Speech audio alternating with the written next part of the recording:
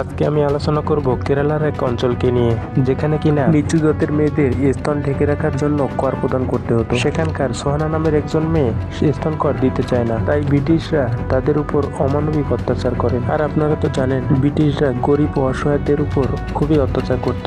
সোহানা কর দিতে না পেরে তার নিজের স্তন কেটে দেয়। বিষয়টা এই পর্যন্ত হলে ঠিক ছিল, কিন্তু পরবর্তীতে এমন কিছু ঘটে তা পুরো ইন্ডিয়ার নারীদের ভাগ্য বদলে দিয়েছিল। চলুন দেখে নেওয়া যাক সোহানা নামের মেয়েটি কিভাবে পুরো ইন্ডিয়ার মেয়েদের ভাগ্য বদলে দিয়েছিল। কাহিনীটি শুরু হয় ইস্ট ইন্ডিয়া কোম্পানির হেডকোয়ার্টারে। ইংরেজদের খুশি করতে ত্রিভাঙ্গুর রাজা গরিব ও অসহায় মেয়েদের ধরে নিয়ে এসে ইংরেজদের হাতে তুলে দিত তাদের মনোরঞ্জন করার জন্য। একদিন সেখানে উপস্থিত হয় ইংরেজ জমিদার।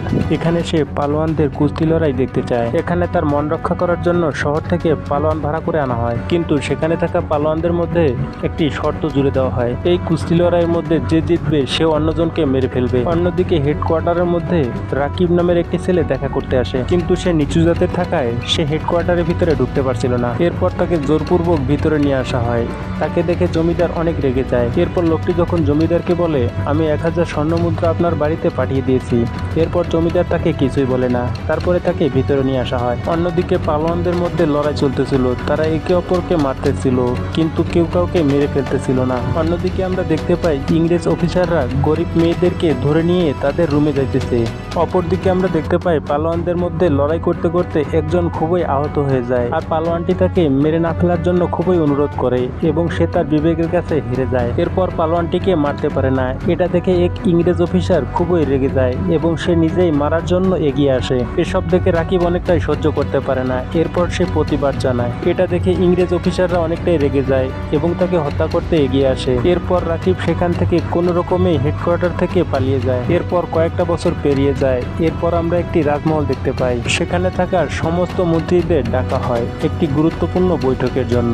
গুরুত্বপূর্ণ বৈঠকটি হলো রাজ পরিবারের মন্দির থেকে অনেকগুলো স্বর্ণমুদ্রা এবং গুরুত্বপূর্ণ জিনিস হারিয়ে যায়। অনেকদিন পেরিয়ে যাওয়ার পরও সেনাপতি সেটাকে খুঁজে বের করতে পারে না, আর ওই রাজা সোনা এবং হীরাগুলো ফিরে পেতে চায়। তাই ওই রাজা সোহেল নামের একজন ব্যক্তিকে ডেকে পাঠায়। সোহেল নামের ব্যক্তিটা নিচু জাতের হলেও সে ব্যবসার কারণে এখন অনেকটাই ধনী। যাই হোক, সে যখন রাজমহলের কাছে আসে, সে নিচু জাতের হওয়ায় পাহারাদাররা তাকে ঢুকতে দেয় না। অতঃপর সেখানে রাজমন্ত্রী চলে আসে এবং তাকে ভিতরে নিয়ে যায়। রাজা তাকে অনেক বিশ্বাস করে, আর রাজা মনে করে সেই তার স্বর্ণগুলো ফিরিয়ে আনতে পারবে। কিন্তু সেখানে থাকা মন্ত্রী এবং সেনাপতিরা তাকে এই দায়িত্ব দিতে নিষেধ করে, কেননা সে অনেক নিচু জাতের। তারা মনে করে তার স্পর্শে মন্দিরের সব স্বর্ণগুলো অপবিত্র হয়ে যাবে। তার কথা একমত হয়ে তারাও সহমত জানায় এবং তার বিরোধিতা করে। তাদের কথা শুনে সোহেল রাজাকে জানায়, আমি এই দায়িত্ব নিতে পারবো না, আপনি অন্য কাউকে দিয়ে কাজটি করিয়ে নিন, আমি এটা কোনোভাবেই করতে পারবো না। এভাবেই গল্পটি এগিয়ে যায়। এরপর আমরা দেখতে পাই রাজার সৈনিকেরা স্বামী স্ত্রীকে কঠিনভাবে নির্যাতন করতেছিল। তাদের উপর অত্যাচার করার কারণ হলো স্তনকর না দেওয়া। এই রাজ্যের রীতি অনুযায়ী স্তনকর না দিয়ে নাভির উপরে তারা কাপড় পরতে পারবে না, এই ধরনের নিয়ম ছিল সেই সময়কার, কিন্তু সেটা তারা অমান্য করে, তাই তাদেরকে শাস্তি দেওয়া হচ্ছে এবং তার স্বামীদের ধরে পিটিয়ে হত্যা করা হতো। যাই হোক, এই ঘটনার কিছুদিন পর সোহানা নামের একটি মেয়ে রাজ্যের সকল নিচু জাতের মেয়েদেরকে নিয়ে ট্যাক্সের বিরুদ্ধে রুখে দাঁড়ায়। এমনকি তারা এই প্রতিবাদ নিয়ে রাজার কাছে যাইতেছিল, কিন্তু মাঝপথে সেনাপ্রধান তাদেরকে থামায় এবং তাদেরকে ট্যাক্স দিতে বলে। কিন্তু সোহানা এবং নিচু জাতের মেয়েরা ট্যাক্স দিতে অস্বীকার জানায়। এ কথা শুনে সেনাপ্রধান রেগে যায় এবং তার সৈন্যদেরকে লেলিয়ে দেয় মেয়েদের নাভির উপরের কাপড় খুলে ফেলার জন্য। এরপর সৈন্যরা মেয়েদের নাভির উপরে থাকা কাপড়গুলো খুলে ফেলতে থাকে। সেনাপ্রধান সোহানার যুদ্ধ কৌশল দেখছিল এবং তার যুদ্ধ কৌশল খুব পছন্দ হয়ে যায়। এরপর সেনাপ্রধান তাকে রাজ্যে নিয়ে যেতে চায়, কিন্তু সোহানা সেটাতে রাজি হয় না। এর জন্য সেনাপ্রধান রেগে গিয়ে সোহানার বুকের কাপড় খুলে দেয়। এরপর আমরা দেখতে পাই সোহেল নামের ব্যক্তিটি সেখানে চলে আসে এবং সোহানাকে সেখান থেকে বাঁচিয়ে নেয়। আর সেখানকার সমস্ত ঘটনা সেনাপ্রধান রাজাকে জানায় যে সোহেল আমাদের রাজ্যের আইন অমান্য করেছে। এ কথা শোনার পর রাজা জানায়, আমাদের পূর্বপুরুষদের অর্থের অভাব ছিল, তাই তারা এগুলোর উপরে কর নির্ধারণ করেছে, কিন্তু আমাদের এখন রাজ্য চালানোর মতো অর্থ রয়েছে, তাই মহিলারা যে ট্যাক্সের বিরুদ্ধে প্রতিবাদ করেছে তা এতে আমাদের কোনো ক্ষতি হবে না। কিন্তু আমরা যদি সোহেলকে বন্দি করি তাহলে আমাদের অর্থের অভাব হবে, কেননা তিনি একমাত্র ব্যক্তি আমাদের প্রয়োজনের সময় তিনি অগ্রিম কর প্রদান করেন, তাই তাকে বন্দি করা আমাদের উচিত হবে না। কিন্তু হ্যাঁ, অবশ্যই তাকে আমরা বন্দি করব যখন আমাদের সময় হবে। এভাবেই গল্পটি এগিয়ে যেতে থাকে। এরপর আমরা দেখতে পাই সোহানা জমিদারের মেয়ে জেরির সাথে দেখা করতে আসে। সোহানা ছিল নিচু জাতের এবং জেরি ছিল উঁচু জাতের। তারা একে অপরের ভালো বন্ধু, তাই তারা লুকিয়ে দেখা করতে আসতো। জেরি সোহানাকে তার কাপড় দেয় এবং তাকে রাতের বেলা পরতে বলে, কেননা দিনের বেলায় পরলে যদি কেউ দেখে ফেলে তাহলে তার অনেক বড় ক্ষতি হয়ে যাবে। এরপর সোহানা রাতের বেলা সেই কাপড় পরে মনের আনন্দে নাচতে থাকে। পরের দৃশ্যে আমরা দেখতে পাই সোহেলের ঠাকুরদা মন্দিরে নৃত্য দেখতে যাবে।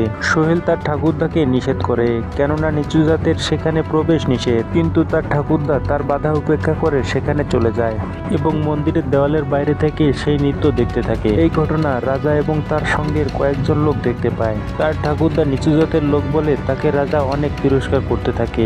এমনকি তার ঠাকুরদার উপর রাজা হাত তোলে এবং সেখানে সোহেল চলে আসে এবং রাজাকে বাধা প্রদান করে এবং সোহেল জানায়, মন্দিরের জায়গাটা তোমার হলেও মন্দিরের বাইরের জায়গাটা আমার, তাই সেখানে আমার ঠাকুরদা দাঁড়িয়ে থাকলেও আপনার কোনো যায় আসে না। আর যদি আপনার সমস্যা হয়ে থাকে তাহলে নতুন করে আরেকটি দেওয়াল তৈরি করুন। এরপর রাজা চুপ হয়ে যায়, তাকে কোনো কিছুই বলতে পারে না। সোহেল নৃত্যকরকে রাজার থেকে 10 গুণ অর্থ বাড়িয়ে দিয়ে মন্দিরের বাইরে তাকে নৃত্য করতে বলে। এরপর নৃত্যকর রাজি হয়ে যায়।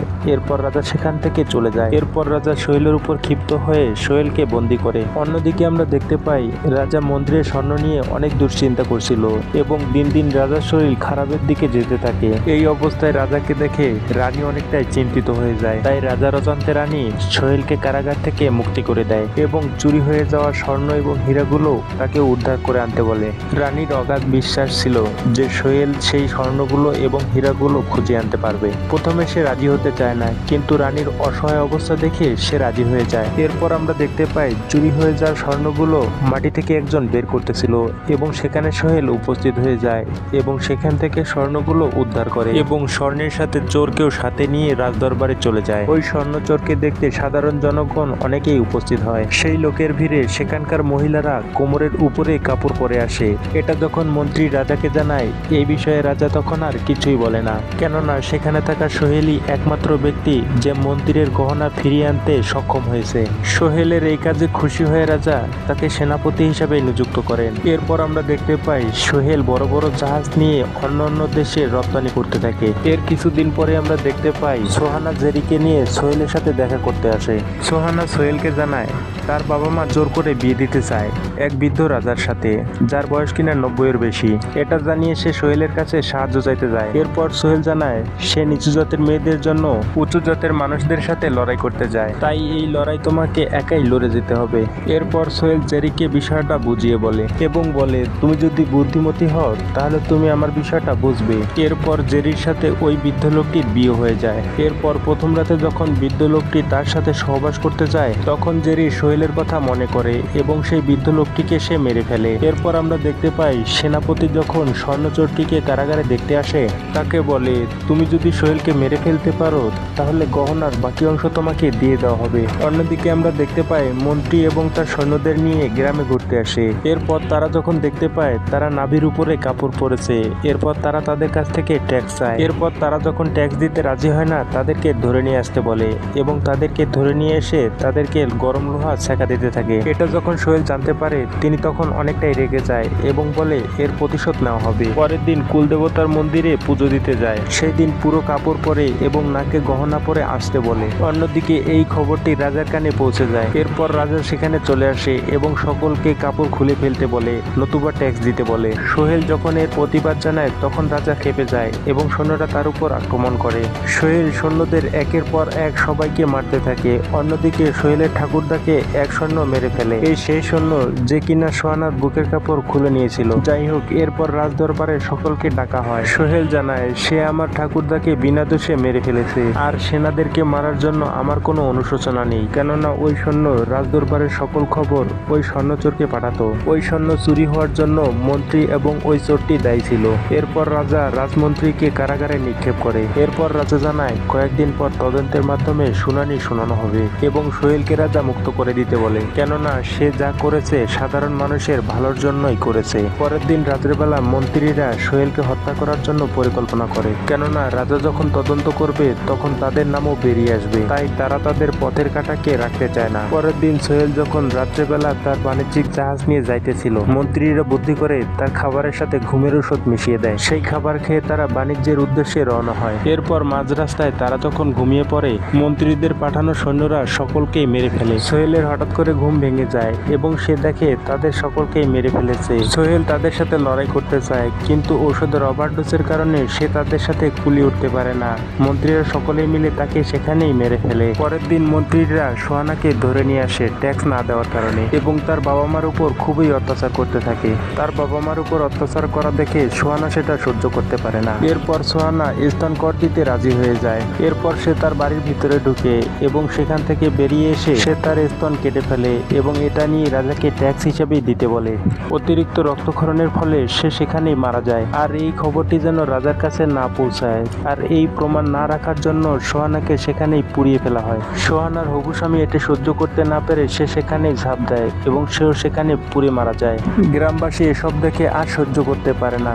এরপর তারা মন্ত্রী এবং সেনাদের বাড়িঘর পুড়িয়ে দেয়। সারা রাজ্যে হাহাকার ছড়িয়ে পড়ে। এরপর রাজা সারা জীবনের জন্য স্তনকর বন্ধ করে দেয়। আর এখানে মুভিটির সমাপ্তি ঘটে। তো বন্ধুরা, সত্য ঘটনা অবলম্বনে এই এক্সপ্লেনটি আপনাদের কেমন লাগলো? আপনি যদি এই ধরনের এক্সপ্লেন দেখতে পছন্দ করেন তাহলে দয়া করে চ্যানেলটি সাবস্ক্রাইব করুন এবং পাশে থাকা বেল আইকনটি অন করুন, যাতে পরবর্তীতে ভিডিও ছাড়ার সাথে সাথে আপনার কাছে পৌঁছে যায়। ভালো থাকুন, সুস্থ থাকুন, আল্লাহ হাফেজ।